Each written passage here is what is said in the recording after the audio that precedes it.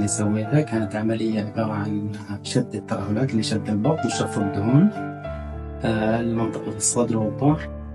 أولا كان الانطباع الأول عن الدكتور الأول مقابلة كان كلامه مقنع جدا وصريح في أغلب المواضيع. أنا فعلا رحت للدكاترة قبله كثير، فكان في أشياء ما هي واضحة مبهمة، كانوا دائما يوصلوا الصورة اللي الكويسة اللي يهمني، يعني إنه أنت حتكون كويس. بس الدكتور أحمد بصراحة وصل لي الصورة اللي يعني في كل شيء، يعني اللي هي السلبيات والإيجابيات، وأكيد عملية زي كذا أو تجميل أو جراحة فيها سلبيات وإيجابيات، وهذا كان الانطباع الأول اللي اقتنعت جدا بكلام الدكتور. بعدها بالنسبة للعملية كانت جدا ممتازة.